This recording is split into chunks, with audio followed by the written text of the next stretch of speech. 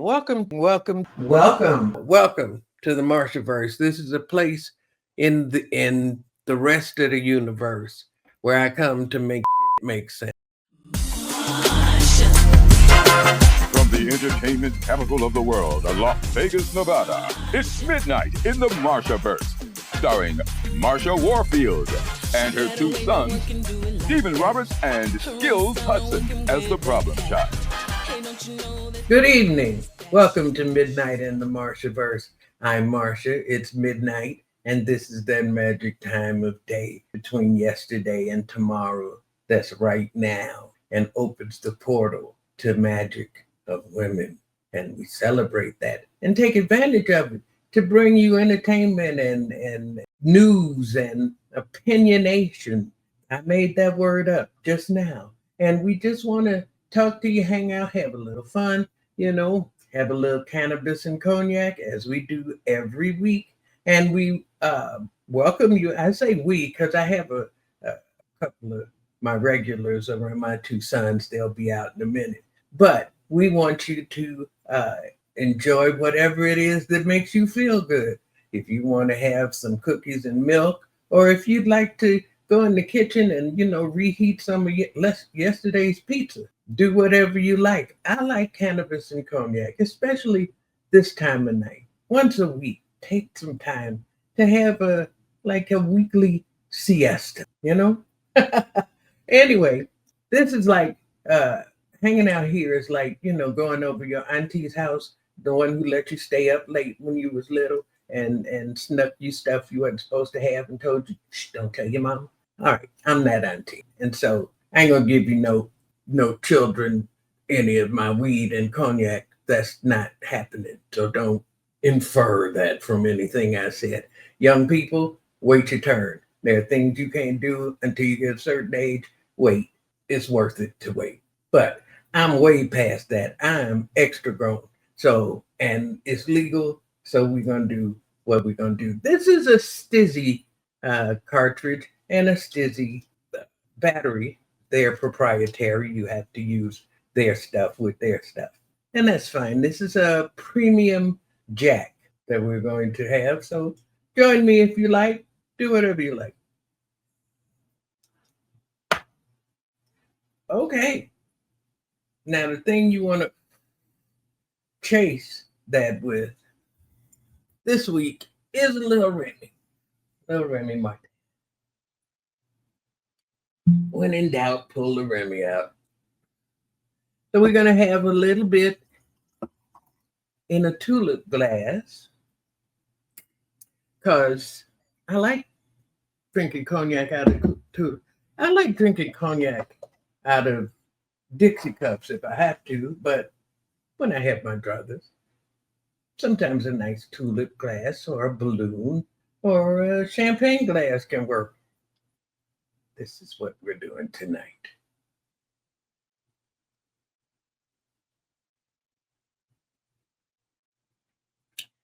All right, that's nice. So let's get into it today. Before we get really started, I want to explain what this photo is. This is one of the images of a character that I've created, and I created a mini series around Truth Hunter. That's her name. Her name is Truth Loving Hunter. Her parents were those kind of parents. Anyway, she's a high school gym teacher, and she's a time traveling high school gym teacher who visits all sorts of points in history through her dream portal. And we're going to be premiering this series very, very soon, but we're working really hard to get it right and make sure that it's a fun and entertaining regular series. So look forward to that, because here in the Marshaverse, we celebrate women. Like, watch.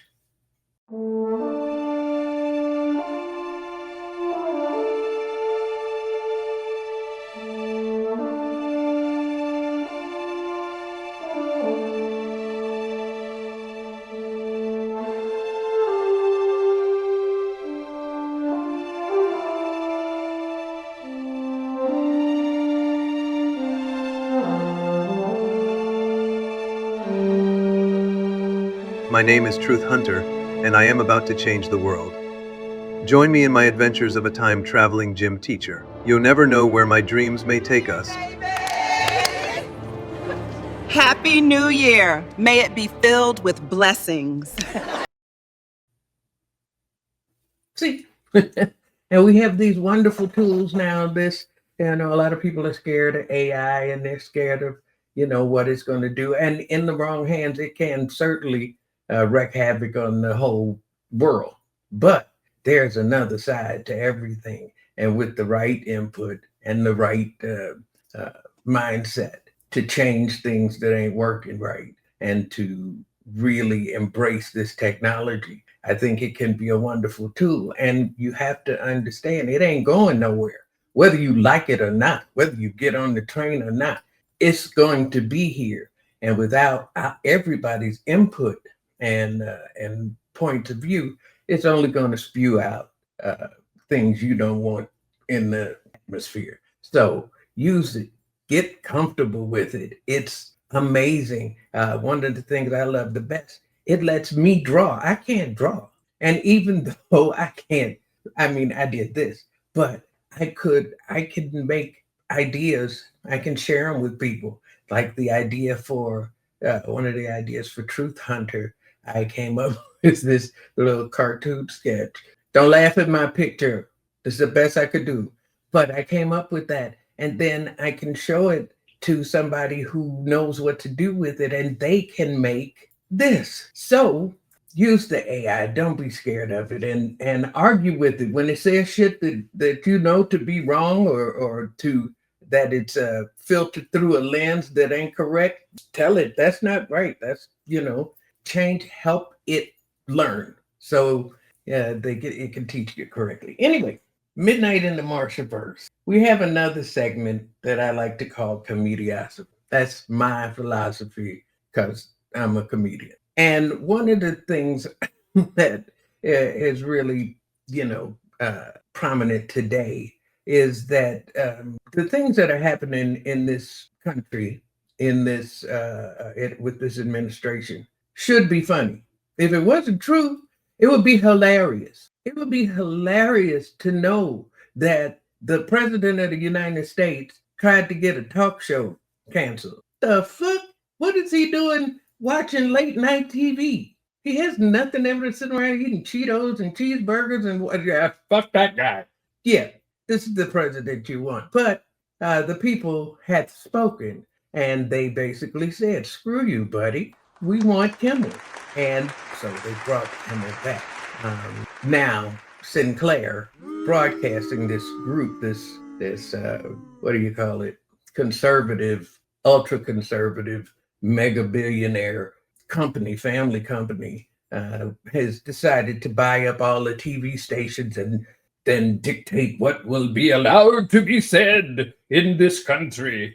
And so they've decided they're not going to carry Jimmy Kimmel. And I say what worked for Hulu and Disney will work for Sinclair. Don't watch that shit. Turn that shit off. Write letters. Complain. Make noise. Post stuff online. Get loud. If you don't like it, say something about it. Then yes, they have the right, and so do you.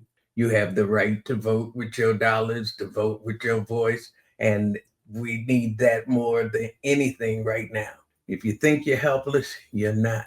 You've got a platform. We all have a platform that we can use. Yes, they're going to suppress us. They're going to try to elevate the negative voices and suppress the positive ones. Do it anyway. Do it anyway. Just keep doing it. Change the narrative of what it means or what it's supposed to mean, and point out the stupid shit that these people are doing. It's like it's beyond wrong. They've tried to eliminate right and wrong and just made right and wrong an opinion. It's not an opinion. This is bullshit. And so don't fall for it. Don't let them write the narrative. Write your own story with your own two eyes. You can think, you can see, you see what's going on. Use your voice and vote with your dollars. Every time you think about it, whether it's a campaign or not, Even if it's just you, I ain't never going to buy this product because they did this. Stick with that. Believe that. Believe that you have power. You might not have all the power, but use all the power you have. Because see, now I'm getting mad. Instead of here working myself into a tizzy.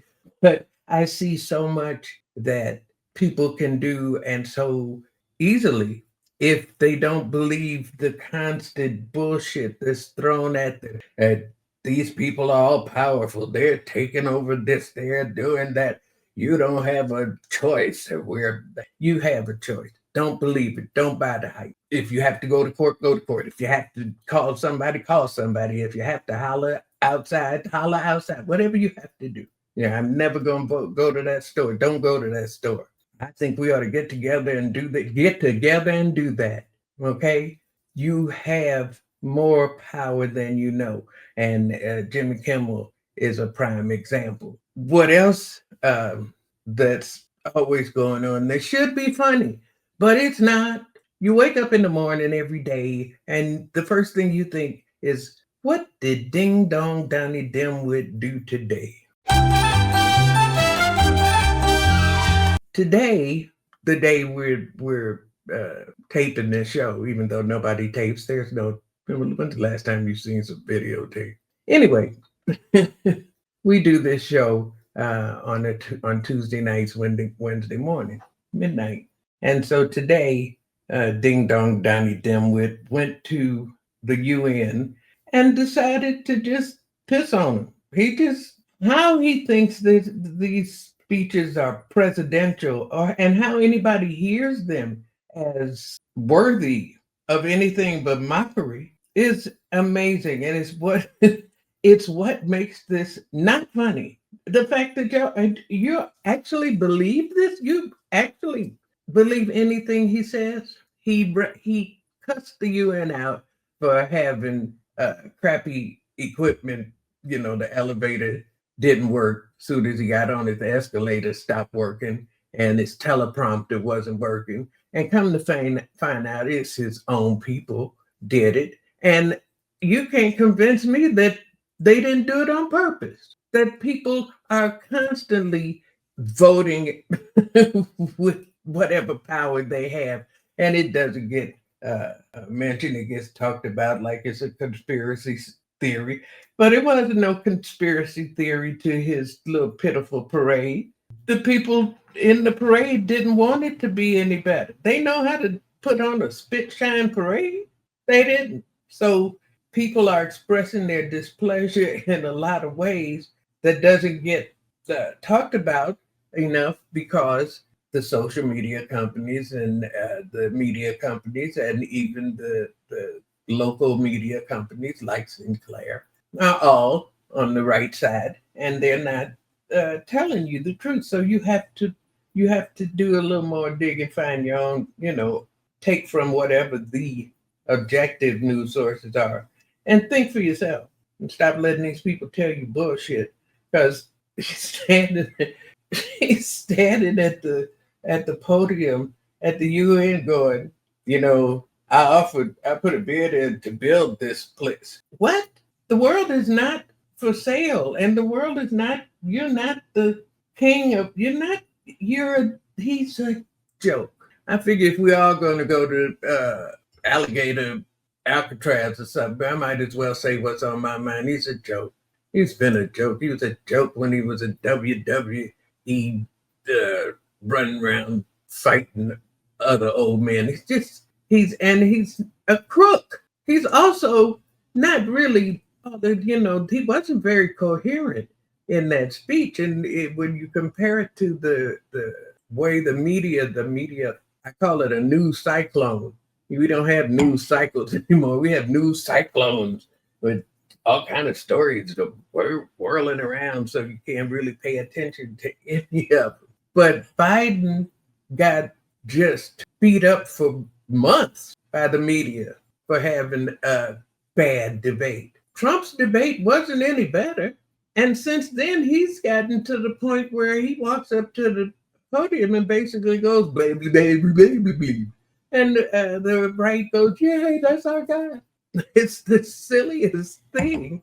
And unfortunately, like I said, it's not funny, even though it should be. One of the saddest things I see happening nowadays is how they're trying to goad us into confrontation, a big confrontation to justify the overreach they want to execute. But if you're going to pull out the troops, you need somebody fighting, somewhere to justify doing that. He's tried it when there wasn't anybody fighting, when only people attacking people were his people.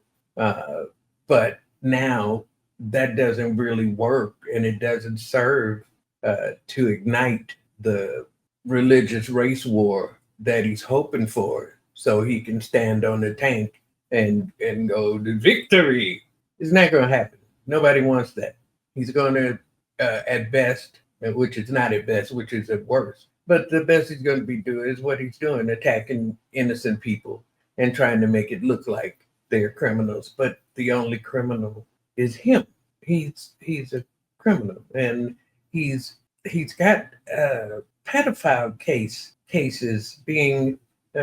He's in the midst of an investigation of a fucking global pedophile ring, and not only this country voted for him, its Supreme Court gave him immunity to do with what he will. What the hell kind of logic is that? What? And where are the voices to challenge it? They can't get to the air. They're on podcasts and on in chat groups because they put a chokehold on the media. But that's all right. Keep on talking, keep on fighting, no matter what they try to do. They are not supermen. They're not good people, so they're not going to be able to call on the forces of good.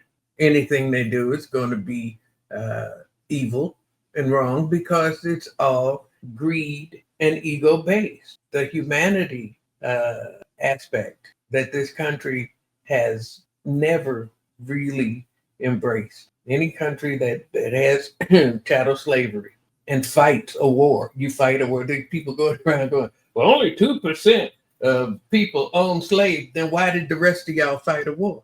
If it was only 2% of people, what was it worth for you to send your sons and daughters into war to die for this cause? You're lying. Stop lying and tell the truth. Heal the wound.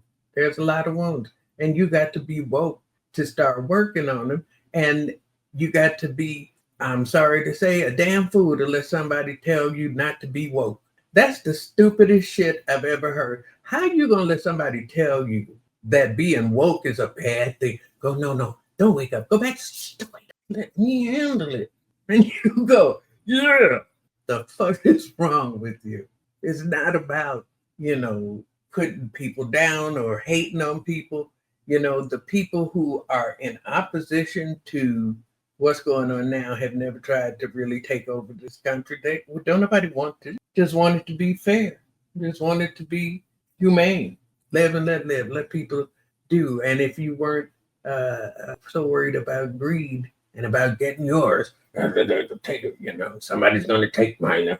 Then none of this would have to happen. But we're not mothered enough for somebody to teach us the value of enough and not celebrate win at all costs. Everything's a competition, king of the hill, kind of, the means justify the ends, justify the means. It doesn't, And if you can get people comfortable with the notion of enough and with the understanding that the people you interact with are not just neighbors and competitors, they're family. They're part of the human family.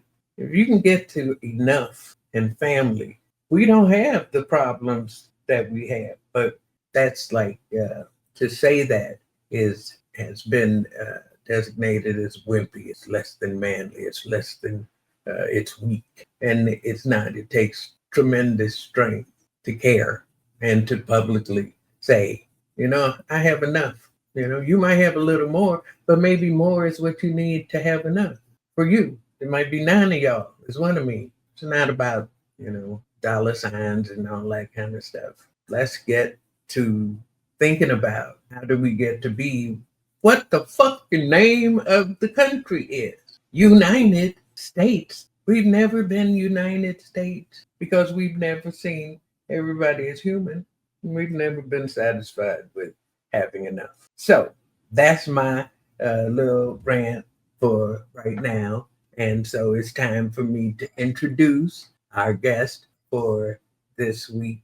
And we're very happy to have her here. She's got so many credits. I'm going to read them because who can remember all that stuff, especially when you're old and you're just old and been drinking.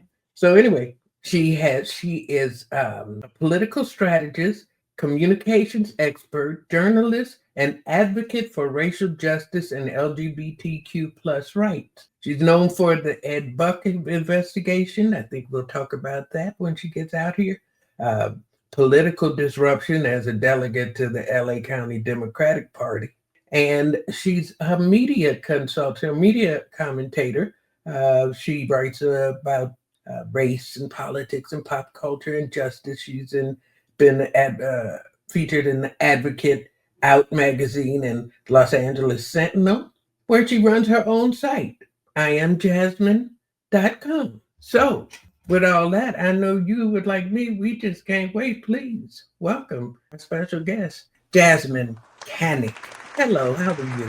I'm good. Hi. Welcome. Thank you for having me. Anytime. Thank you for being here. I know it's a bit of it's unusual to get up at midnight and do a podcast, but I figured this is the women's hour. This is the time when the female spirit is at her best, at her highest, and so I like to get together and hang out with women and men and people at this time of night. So, what's up with you? I know you. I know about the Ed Buck case. I know that because my a friend of mine who was my date for an event, Cleo Monago, was very. You know Cleo?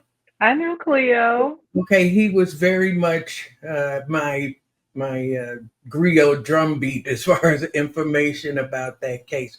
What can you tell us about that, and how did you get involved, and what made you so passionate about it?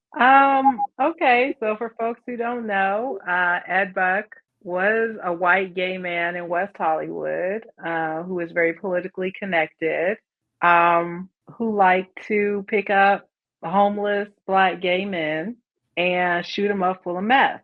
And 2 died, Jamel Moore in 2017, and then Timothy Dean in 2019.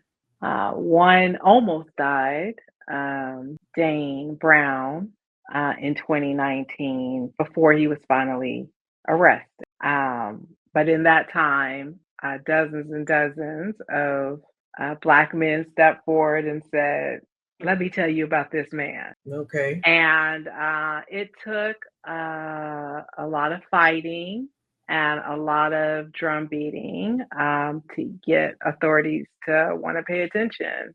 And sadly, 2 people had to die before he was arrested. Well, from what I remember, he was very connected, and he was very politically connected. And people kind of, poo-poo. He was a donor. He was a political donor. Yeah. Epsteined him, and protected him. And so, how did you crack that?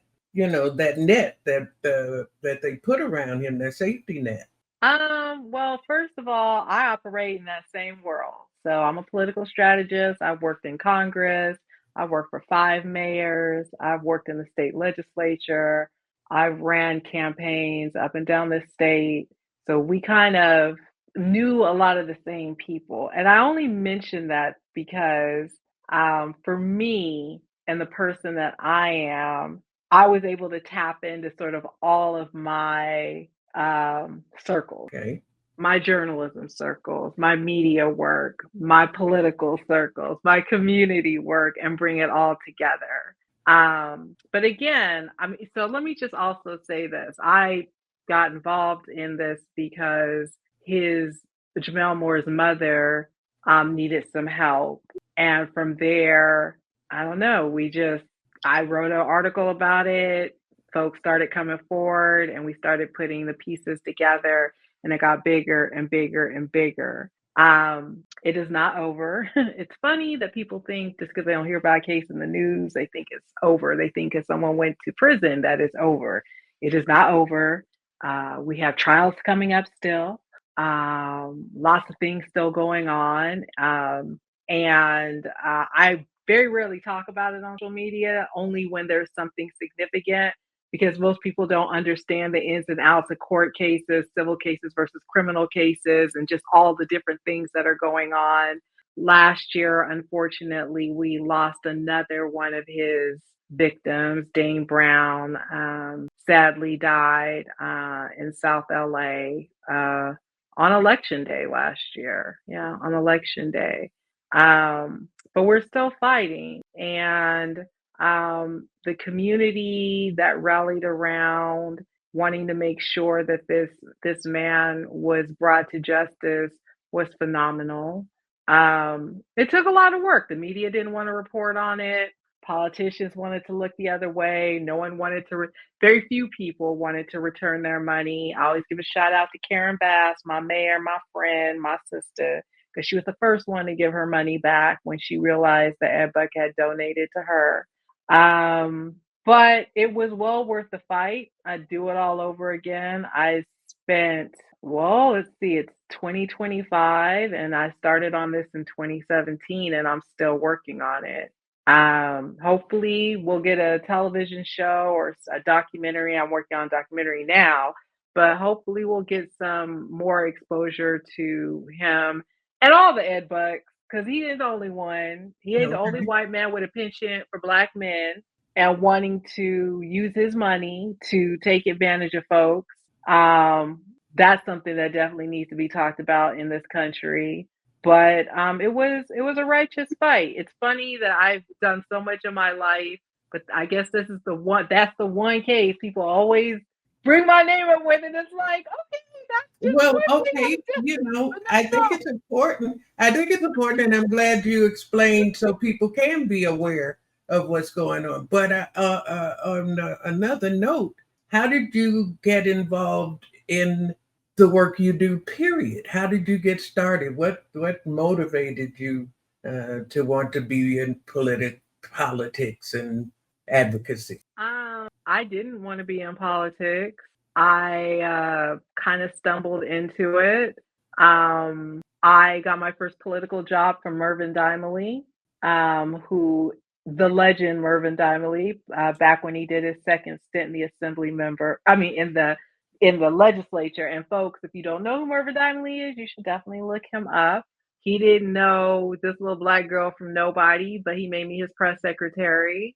And from there, I said, okay, all right, this is how things are getting done. Laws are being made, how you influence public opinion, it was a lot for me to take in. And from there, I went to Congress. And was a press secretary in Congress, came back, started, working with other electeds. And like I said, I've worked for quite a few people.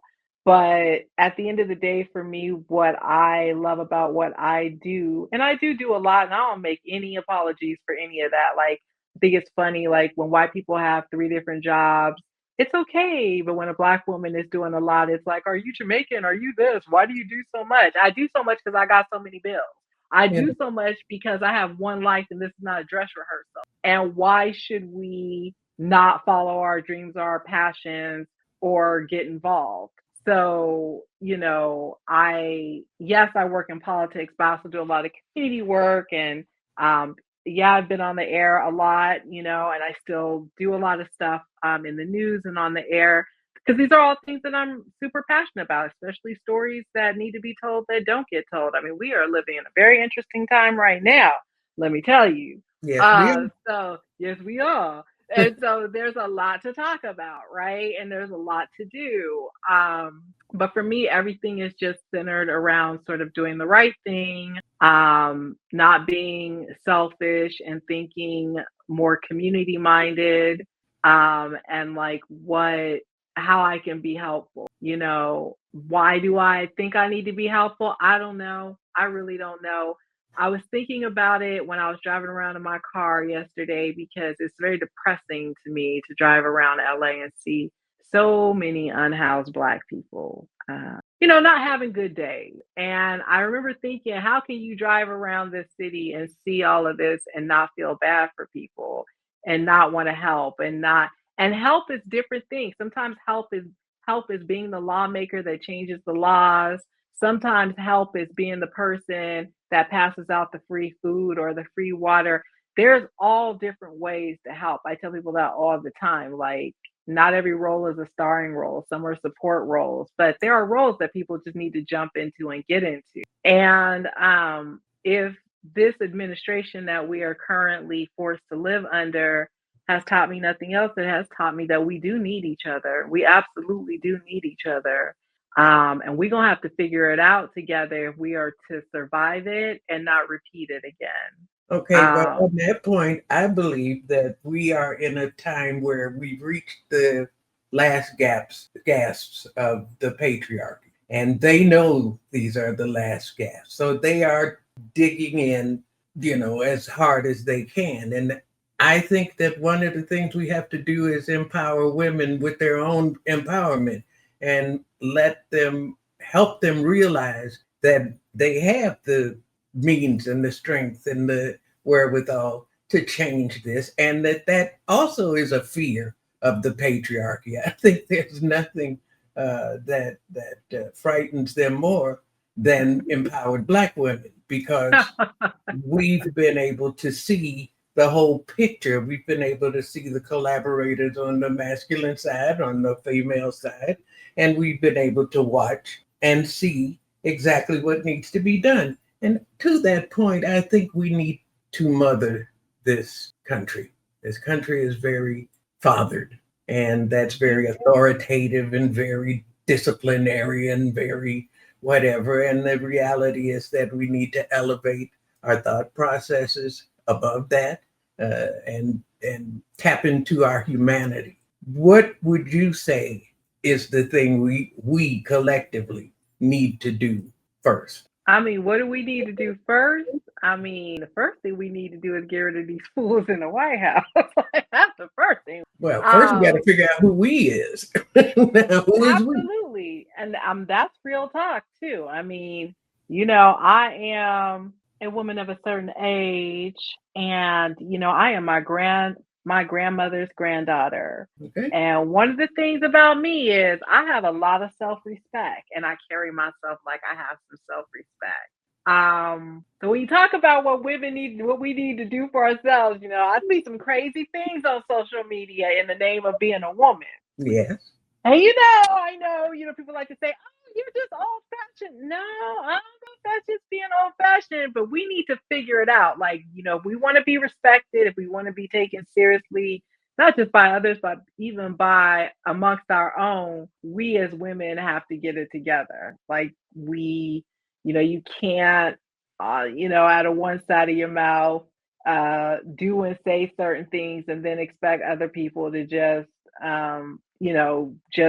give you all the praise and the glory and respect you. Like, it doesn't necessarily work that way. And so I see a lot of, and this is like a whole nother conversation, but I do see, like, I look at young women today and I'm just like, okay, you're going to have a lot of lessons to learn, sis. And they going to have to just go through them, but their lessons aren't going to be like, I was just telling somebody last night, the 90s were so fun. No evidence, no proof. Thank God it was just disposable cameras, no social media. No, nowadays, everything is everywhere. It's all over the internet. And I just worry and I wonder, I don't think we talk enough generation to generation. I think we talk at each other. I don't know how much we talk to each other. As a Gen X woman, that's something I've given a lot of thought to, because there are things that I am experiencing now that I am so grateful that I have women who are older than me who have shared a little bit of knowledge with me. Like, okay, oh, you feeling hot today, right? Oh, you sweating a lot today. Oh, you feeling mad and angry 1 second, and this. I'm like, yes. And so, I'm getting that advice that we need to be passing on. And there's other things that we need to be passing on amongst each other, especially my generation down to millennials and Gen Zers.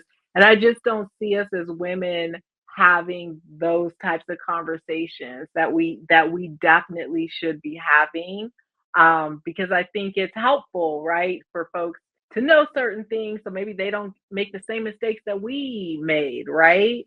So we Well, definitely got to do some talking.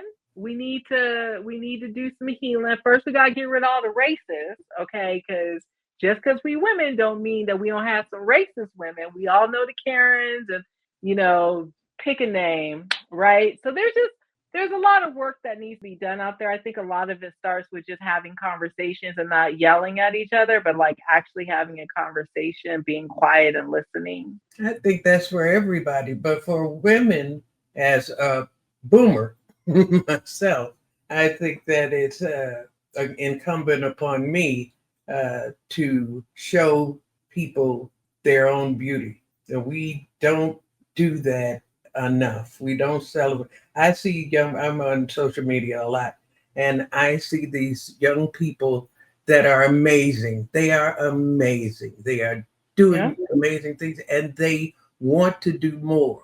Guidance is usually comes to them as chastisement, as finger pointing, when what they need is somebody to say, baby, I am so proud of you. You better keep on keeping on. You work your business, because there's far more right with us than wrong. And the problem is the stories that are told are not told from this perspective. And the accomplishments are pointed out piecemeal, when the whole continuum is a story that rivals the greatest story ever told.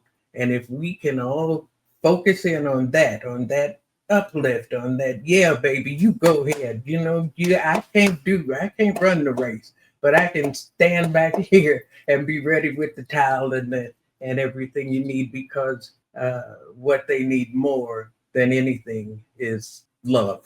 And if I we agree. love each other enough, I think we can see our way out of here, because we've proven how much strength we have. And on that note, is there anything you want to tell us before you dash out of here on your next adventure like a superwoman? No, I mean, the work continues, the work continues, the fight continues. And I just hope that folks in their own way are engaged, not sticking their head in the sand, not acting like just being apolitical is going to save them, because it's not going to save you. They're coming after all of us. Yeah, they pretty much got us. It's Yeah, global Jim Crow right now. All of y'all. basically, All of y'all. Ain't nobody allowed but straight white men. So, right, once you exactly. realize that you're living in black But we code. got some confused brothers and sisters out there. I got to tell you, I seen one of them at Charlie Kirk's funeral wearing his MAGA hat. And I said, brother, Charlie Kirk would have crossed the street to avoid you. And here you are outside mourning his death. Yeah, well, there's always been a few. There's always been.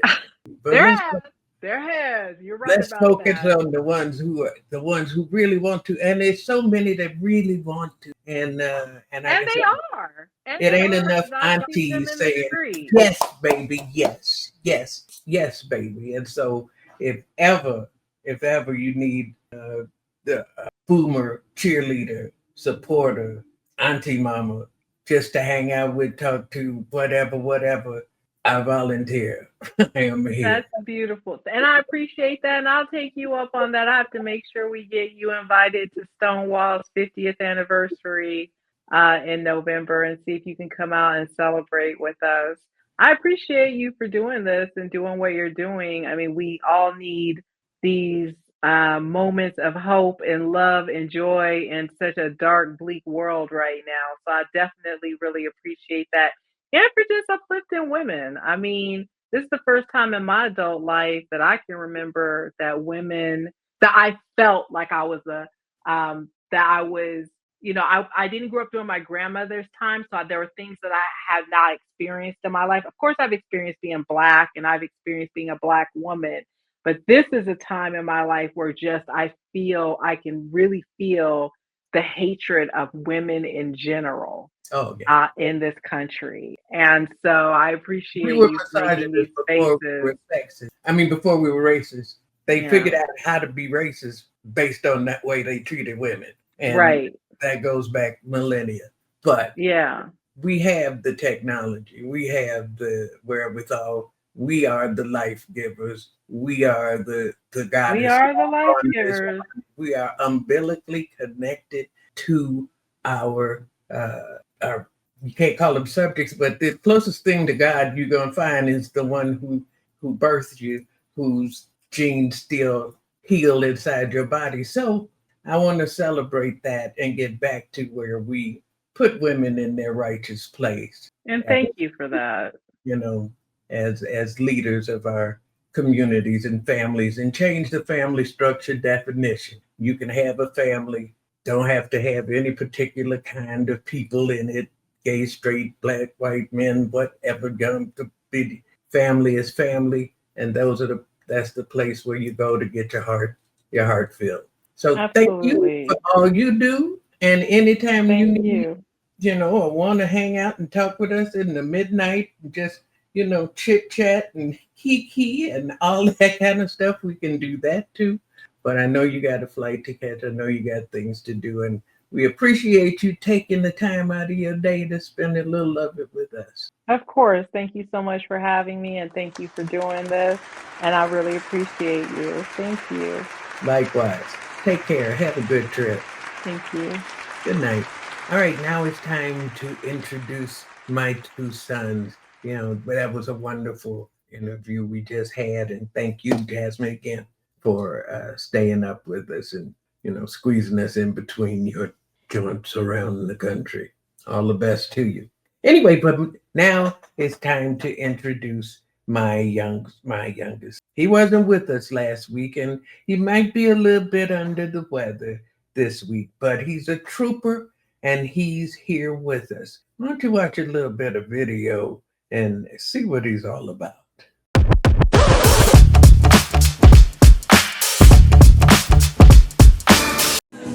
What up, famo? Skillz from the street here, up close and personal, relieving myself.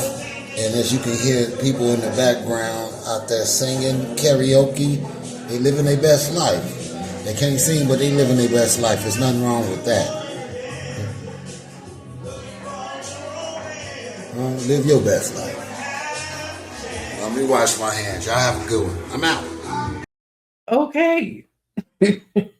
We can always count on you to be you, boo. And with that being said, ladies and gentlemen, say hello to my baby boy, my problem child, my Uncle Booger Snooger, my Skillz Hudson. Hi, boo. Hey. How you doing?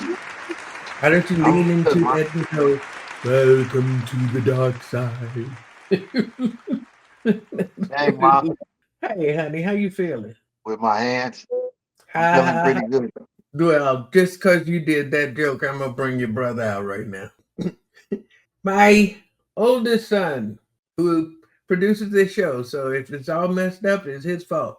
If it's all wonderful and good, it's my fault because I hired it. Ha, ha, ha. Anyway, he's behind the scenes most of the time, but right now, we're going to show you some of his video work. Take a look.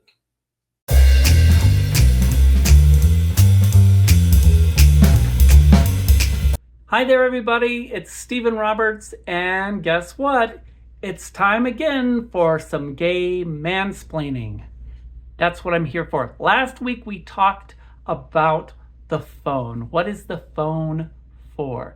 This week, we're going to talk about phone etiquette, things you should and should not do on the phone. And there's a lot of them that you guys have very confused. And so we're going to talk about the do's and the don'ts of phone usage.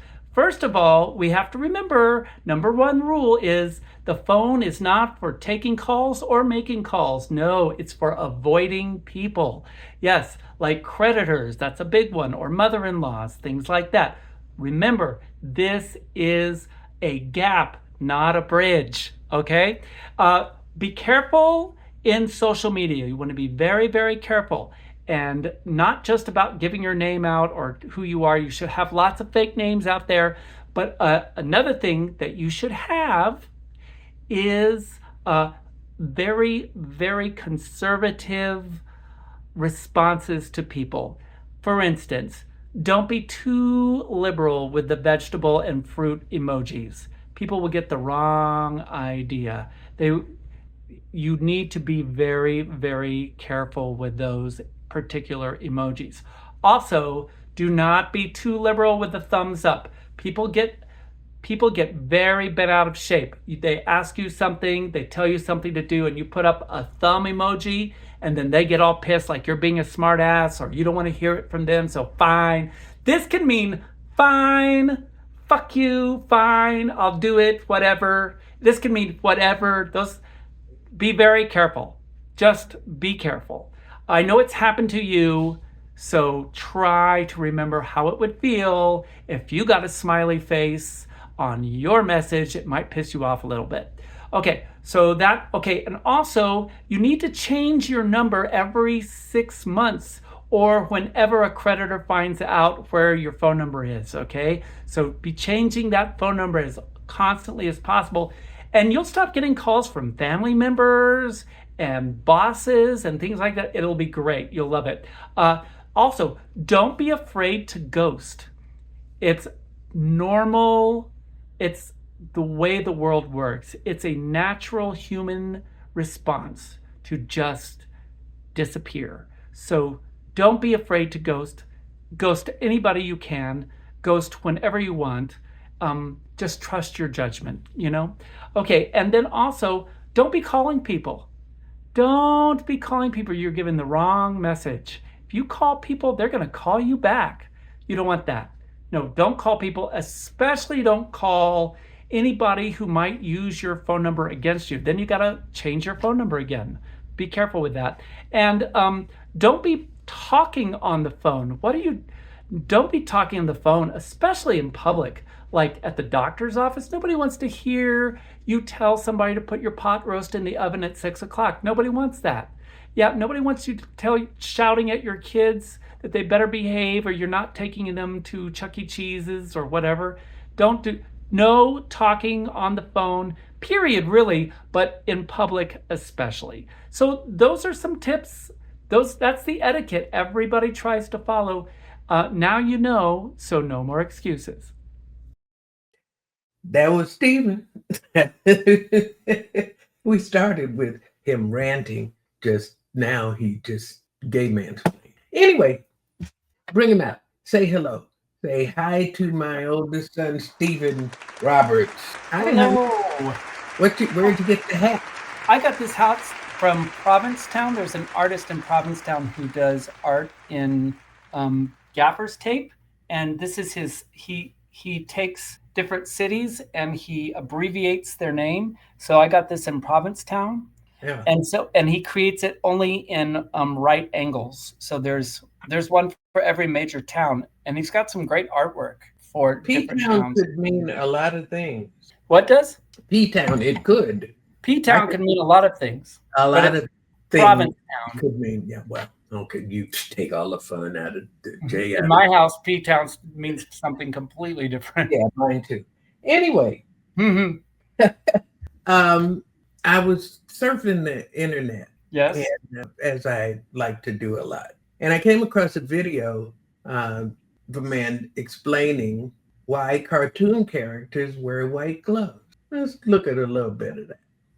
The reason why cartoon characters wear white gloves is way more disturbing than you think. So everybody's familiar with this very specific style of white glove that a ton of classic cartoon characters wear, but not many people really question why they're wearing the gloves. It's just how it always has been. Unless you're the character Bobby from an extremely goofy movie who jokingly asks this exact question. Do you ever wonder why we're always, like, wearing gloves? Yeah. That's just a funny little gag, but it's a good point. Why do they wear the gloves? Well, a lot of people will tell you it's so the character's hands can stand out from their darker bodies, which made it easier for animators to make them more expressive and to better convey the things that they were doing with their hands.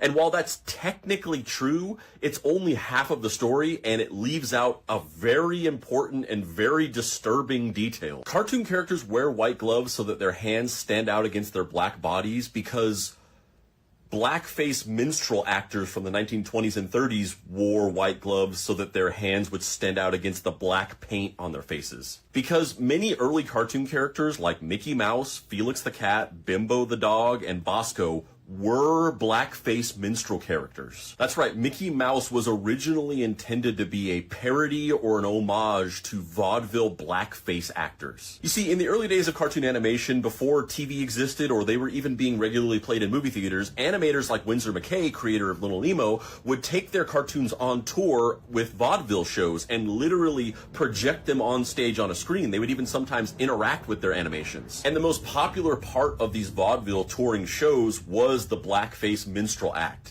And so the animators, trying to grab the audience that was there to see the blackface minstrel shows, would pattern their characters off of those blackface actors. So the cartoon characters would take on the physical traits of these blackface actors, like the dark black skin with the white or red mouth and eyes, and also the personality traits and tropes of blackface minstrelsy, like the mischievous trickster character, which was very common in blackface and was also what most cartoon characters in the 1930s and 40s were. This minstrel style of cartoon character carried over from the vaudeville era of animation to the film era of animation with characters like Mickey Mouse and Felix the Cat. And after a while, blackface minstrel shows obviously fell out of favor and people just kind of forgot that they were like that. So the style of the character became solely associated with cartoons. And that's how we ended up with generations of these cartoon characters with these inexplicable white gloves. And again, many people will tell you, no, it's nothing to do with blackface. It's so that their hands can stand out from their bodies, but that's just not historically accurate. And here's the thing, I love animation like many people, and I love many of these characters. I'm not trying to get anything canceled.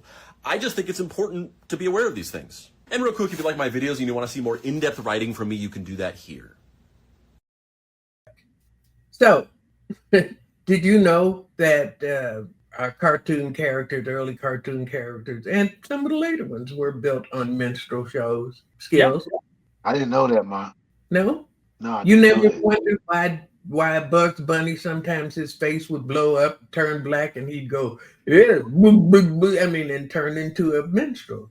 Yeah, but I'm trying to remember if I seen some of those episodes. Like I remember seeing that was a little bit before my time. Y'all. Yeah, but they pulled those Looney Tune ones pretty quickly, but they didn't pull them from Tom and Jerry. Tom and Jerry, man. Mammy Two Shoes was in there, but there's a whole list of the banned cartoons that they supposedly were never going to show, and then the internet came along, and now they're all over the internet. Right. Coal Black and the Seven something. They're just horribly racist, but they're just as racist as the minstrel shows they were built on. And it's like that kind of information. When you, the way I put it online was, when you don't tell the whole history, the heroes change. If you knew the whole history, the people you venerate now might not be the ones you venerate later. And so that's the reason why all of our institutions that preserve and promote Black history and any kind, LGBTQ, different ethnic groups, all of those things are being censored so that they conformed with the Superman, the white Superman hero narrative that this country wants to believe that it's founded or that it's supposed to be. And speaking of, yes, this is the anniversary of the NFL kneeling protest. 2017, almost 8 years ago, or 8 years ago. Never got a job or a recognition or anything, and things have gotten so much more outrageous than anything Colin Kaepernick did that it just makes no sense. They got their publicists and their people to immediately go after him and spin it against him. Destroyed his whole career. Yep. And it's the same thing with Kimmel. What did he say that was so bad? They did nothing to hurt or harm anybody. Said Net didn't say anything that would, require some kind of punishment. And yet, but yet everybody jumped on the bandwagon that's from that side, saying like they seen what the top of the line Orange Head said that he was seeing. Why the fuck is you even seeing this? Shouldn't you be asleep somewhere? Shouldn't you? You shouldn't even know nothing about Jimmy Kimmel Show. Yeah, you guys need to be knowing about this economy. So you should know about this economy is one thing, but the tone and tenor of the country, where he says he never mentions the left or anybody who's not MAGA in any inclusive terms, and then blames them for being divisive. He never talks about my fellow Americans. It's always those. He never says that. He said he hate the Democrats. So you hate a whole half of the country. Imagine if Obama said that. If Obama said, I hate the Republican. But if you say I hate Donald Trump, then they want to send you to El Salvador on a bus. Mm-hmm. Or Alcatraz, where people missing right now. Where the people at? Ask the alligator. They might know. Can we bring them? Can we bring one on the show next week? He got a lot to say. No, we don't want no alligators. I've met a few. They're not fun to hang around. But when people can't look at danger and see danger, there's almost no way to fight this, especially when the information they get tells them they don't have to see danger. That is not danger. We're being alarmist. This is not a problem. This is for you. And it won't be until they wake up. And then they won't know who to blame. How do you look at a man whose biggest claim to fame was pointing at people and saying you're fired on a reality TV show, and see a president when he's sleeping at the podium, when he's doing the things that he does, when he's saying, I hate you, when he's saying, I'm going to fire the woman I hired because she won't prosecute the people that haven't committed any crimes. I just don't like them. How do you support that? How do you have to be carefully taught, as the song goes. You can't just come to these kinds of nonsensical conclusions on your own, because they don't stand up to any kind of. When you turn a funeral into a campaign rally where you say you hate half the country or more, there's something really wrong here. And the fact that this is not a sitcom or a comedy movie. That shit was weird, man. I thought he was going palm old girl booty. The widow. I'm like, that was in keeping with his reputation. Well, at least they finally got something to try to distract us from the Epstein files. Ain't nobody distracted, and that's bothering him too. So the Epstein files, that's another thing. If there was nothing to it, why are you fighting so hard? Why not let everybody see it? It must be a lot to it. And I think this is the Woodward and Bernstein, the Al Capone didn't pay his taxes issue. That if they stick with this is where this whole house of cards unravels. You really think so, Mark? You don't think that the people that support him, they all dug in that it don't even matter? Like, you know what I'm saying? Yeah, like we basically know, everybody knows that he's in it. He did some shit. They even did y'all see where they put a statue of him and Epstein Yeah. in DC. Yes. Some people I'm holding Did you hands. see that? Did you see that football field size photo that they put across the lawn in front of the palace a few Yeah. weeks ago? Yep. And put it up on the walls and stuff. Yes, and Yep. I told you there are these people that move statues of him around, and then we have these competing teams of folks putting pro statues up and then moving them somewhere, and then somebody else puts a. There was one of him fight, you know, Oh with yeah, the Secret Service down here, and his head is up here. I mean, this is a great statue of the Secret Service not doing its freaking job. Right. But they put it up and now they moved it somewhere else. It's just, this should be funny. It should be funny. It's unbelievable. I think that people are walking around, you know, we talk about, you know, we all have to get into action. Everybody has to get into action in some sort. We're there where this whole country needs to get into action to make something happen. But I think people have been walking around they can't believe it. They just can't believe I think it's more of us, not I won't say our side like sides, but more that we think a lot of us our side is not ready to do what they ready to do. They really ready to take it to the level of violence where we like the honesty, the truth.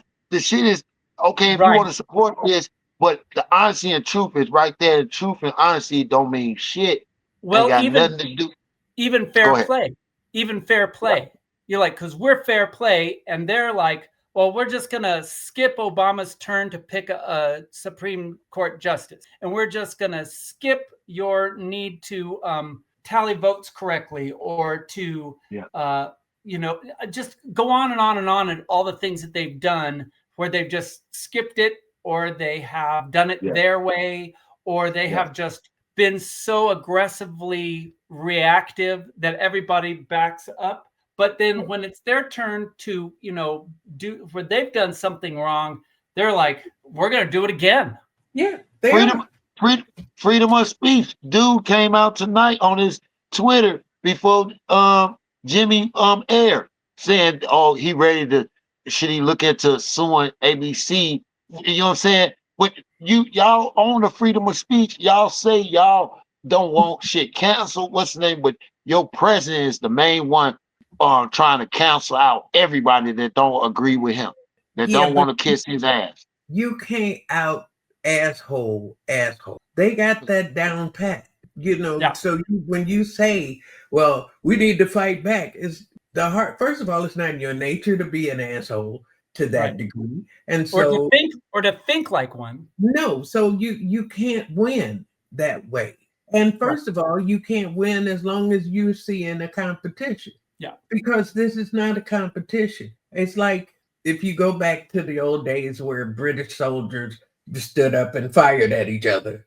And then the Native Americans said, we're a little outnumbered and that ain't going to work for us. So we're going to get up in these trees. We're going to do something else that they're not expecting that we can do. We know we have knowledge of that. We have to, what is, I call it, and other people call it, guerrilla resistance. Yes. So that you're not just looking to get in the trenches with them. You're looking for end arounds. You're looking for other ways until finally they turn around and go, what? Right. Yeah. And so it sounds like I said, like, oh, you just don't want to fight. No, I want to fight smart. I want to fight smart. I want to fight. But we also want to fight ethically. Our resources. But that's smart. It's not smart to try to quash people because once the fight is over, you have somebody will hate you for generations, who will train their children to come after you when you least expect it. So, you know, you think you've won, and then 100 years from now, you find out you don't own anything or everybody in your family got a disease because these people have been plotting and working against you all this time. We don't want that. Yeah. We want to figure out a way to nullify the threat and to help everybody else thrive. Right.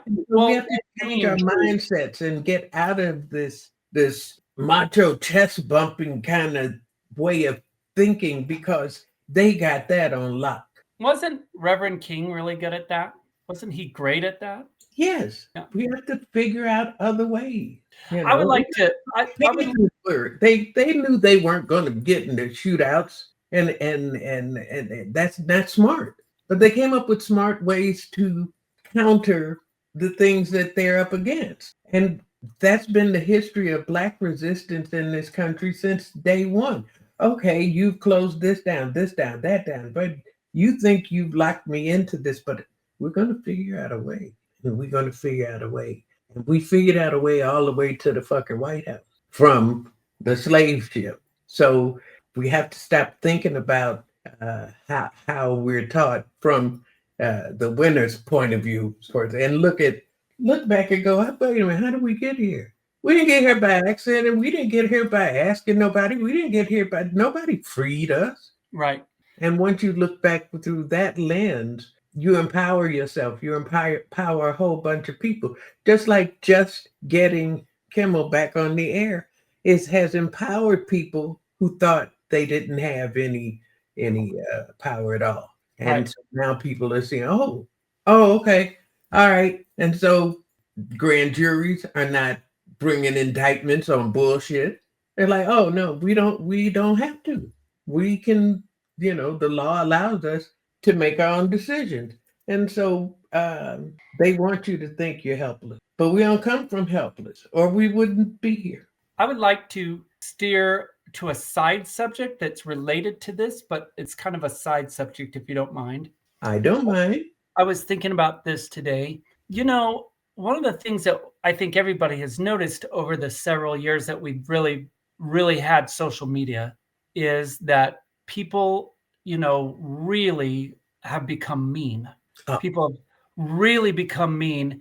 And I have started to think that there was a time where the common thought was, you're not going to feel great after arguing and screaming at somebody. You're not going to feel great. And I think, especially with the influence of this administration and its influence since 2016, 14, I think people are actually, through social media, really actually feeling satisfied after screaming at people. I think the abuse of people, the trolling of people, the relentless, pointless arguing, and the name calling and the vitriol that happens, I think people are now, I think we have turned a corner in society in which people actually are walking away feeling better that they disabused someone publicly. I think that people are actually feeling better about themselves when they do that now. I think that it's in the culture. I think it's in the water. I think there are a lot of people that are longing for something else. I agree, but I think there's a trend right now where people are falsely feeling better that they said what they said and they did what they did in those real mean-spirited terms. It depends on who you're and what you're talking. First of all, 90% of this is agitated by troll behavior and bot behavior. Right. And that is generated by people who have studied the psychology of humanity and the people they're targeting enough to be able to manipulate them with certain information. They put it, and you see them all the time, they look innocent. A nice little meme about a family or whatever. This has been designed by somebody who says this will reach these people on this visceral level and make them respond in this way. Because the algorithm shows it. Because this algorithm shows that that's what happens. And this is being reinforced over and over again. And people are being manipulated into little boxes and stuff, and not encouraged to take a minute and think about what they said. Think about it. It's who benefits from this? Who benefits from whatever this story is about? And why are you arguing with this account that has no face and one follower? Block, move on, because the algorithm wants you. The media companies, they want conflict. Conflict equals clicks. So, but fuck them, because they're charging you not only your ad money with their, your click volume and stuff. They want to charge you for just using the service. So now you're using me and making me pay for it. Yeah. Fuck that. No, stop it. Stop following what they want you to and start thinking, you know what you need to do? Start trusting your inner thought. The inner thought that's saying, I'm being played. I don't want to be played. Trust that. Trust that. Don't fall into it and like, yeah, but they can't talk to me like that. Let it go. Because you're being manipulated, in so many ways, and start thinking like that. Like, this is clickbait. This is bullshit. This is bot behavior. This is crap. And ignore it. And then don't engage the rage machine. It's just, look for your collaborators, look for people who are not in competition with you, and build community with those people who might not look like you or be where you're from, but they're looking to find that humanity and pool resources and figure out another way to do this. We as long as you try to follow their script, you're going to end up where they want you to go. Yeah. So we need leaders to lead people to trust their own power. Trust your own power. You're not helpless. Human beings, when they work together, can put people on the moon, or at least make you think they put people on the moon. So if you can, people together can make these kinds of algorithms, can make these amazing machines, this fucking computer power in your hand that they didn't have when they launched Sputnik. If we can do that, we can figure this shit out. This ain't hard. And we can figure it out over cannabis and cognac. Come on down. Come on. We can make the world we want to live in. That's what they're trying to do. But it's only for a few people. We can make a world where everybody can have enough. It's not hard. You just gotta want it. And somebody has to say, like I said, we have to start tapping into the real head of the family, our paternal relatives who have always been there, who have suffered more than anybody gives credit for, and still keeps on going and making a steady place for it. Right. As when our sons, and I say our, I think in the we of humanity, when our sons are threatened and are harmed, women suffer, and they suffer in ways that don't really get understood enough. And honor that she still stands, she still manages to handle her other children, to take in children that ain't even hers, to mother. It's not hard, but we got to start thinking of each other, fellow people who we just want to be it with them. If we could be together, if we could be left to our own devices, we'd all be dancing on fucking TikTok. That's what folks want to do. We don't want all this crap, and that's how they sneak shit in on you, because they know, your attention is elsewhere in much more innocent places, so they can do nefarious things. Right? What did you say the other day? You said, just leave us the fuck alone. Just leave us the fuck alone, and just believe. Like I said, we see people and we feel threatened, and we don't see family. We don't see, hey, how you doing? And unfortunately, it takes a tragedy of some kind to bring out that kind of humanity in people. And I've seen it during like the LA riots and some fires, and 9/11. And people come together and open their homes to other people, people they don't know. Yeah. They open their homes and their wallets and their food and their water. We can do this, but we have to start seeing the power of it and not thinking of it as weak and powerless. It's none of that. The strongest thing we can do is tell our stories, keep speaking out, respect other people, and keep fighting for what you believe in. That we should all just, can we all get along? Yes, we could get along if we wanted to. So let's want to.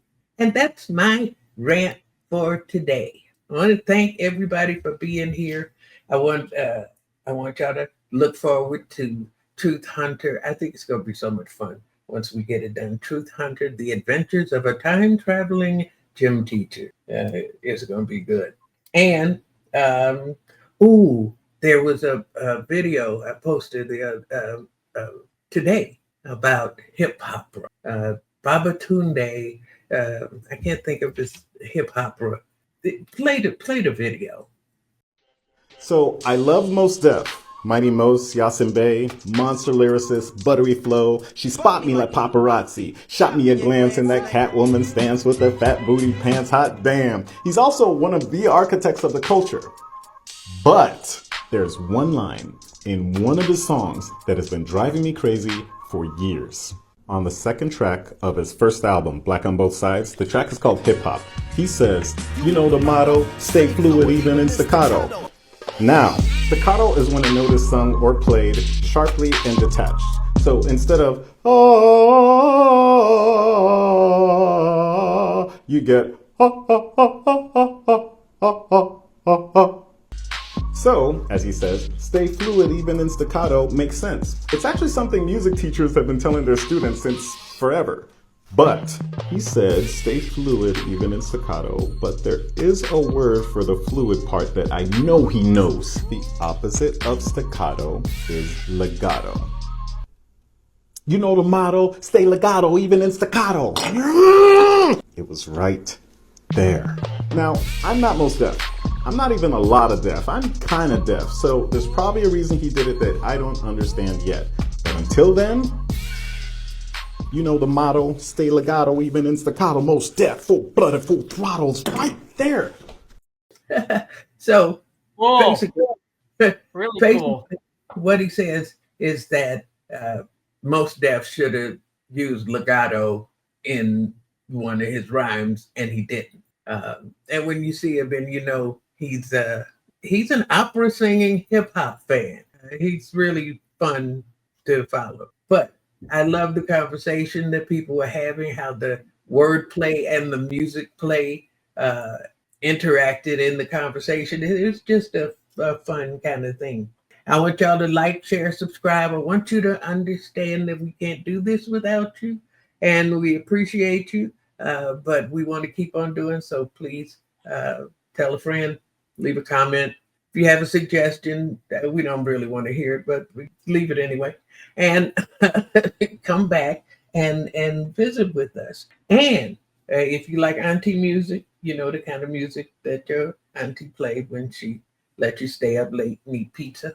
I make a playlist every week of just that kind of music that you can download, or you can go to YouTube and listen to, and hope it helps your drive, your morning drive, or maybe your, making breakfast time a little less stressful. They're coming after our history museums, our Black history museums. All of the books are being censored, and the information's being suppressed. So if you can, support your Black history museum, support all the history museums, historical sites, books, collect as many as you can, share as much information as you can, absorb as much shared information as you can, and don't let these wonderful stories die. In fact, some of them haven't even seen the light of day. Bring them out.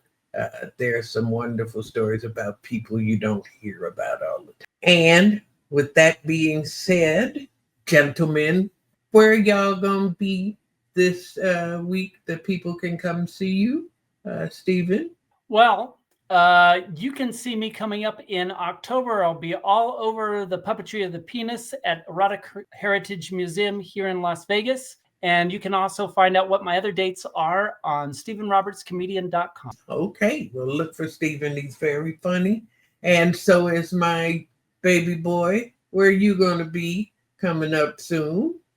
This coming Friday, I'll be at the Jimmy Kimmel. Yeah, he back. Jimmy Kimmel Comedy Club. You know, every comic in Las Vegas was worried when he got his show taken. That mean the club's gonna go. We ain't gonna have nowhere to work. So yes, we have our own self-interest with him being back on the air. But you're gonna be there at your show. Yes, I'll be at my show on Friday at 11:30. Then Sunday and Monday, I'm back with Lunel at her residency at 10 p.m. And coming up October the 1st and 2nd, I'll be at the City Winery in Chicago. All right. Well, look for Skillz. He's very funny. And, you know, everybody in America but you has one of his T-shirts. So make sure you buy a T-shirt when you go to the show. You'll want to. And you'll want to have two. So yes, you will. Little, you know, like small size for the kids. Anyway, I'll be here working on this web series that I got coming up, and I will be here doing this show again next week. So please come back, and if you want to go back in the archives and see some of our past shows, we've had people like Martha Wash, George Wallace, Christopher Titus, Lane Boozler. You know, we've had all kind of people who sit down and share with us just some chit chat and nice time. So come back and spend that time with. And as we get out of here, a friend of mine has transitioned. She and I worked together on Night Court. She came in on the last 2 seasons as a writer, as a young writer, and went on to have a very strong career in show business. And a few years ago, we got together and wrote a sitcom pilot for Norman, and we talked with Norman. We had a showcase for it, and we were there, Skillz. It didn't get picked up, but we worked together very well on it. And she's now gone on, and you'll see the picture of her and my manager, Sherry. And we just want to wish her family all the best this time, and as much comfort and peace as they can have in her memory. And good night, Nancy Lee. Good night. All right. Okay.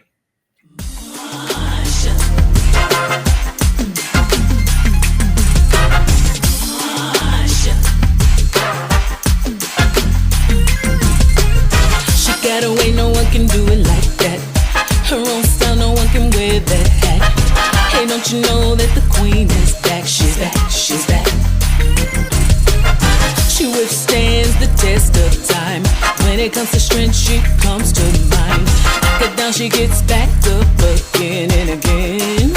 I'm talking about Marsha. You know you got it. You know you got it. No one can tell a joke.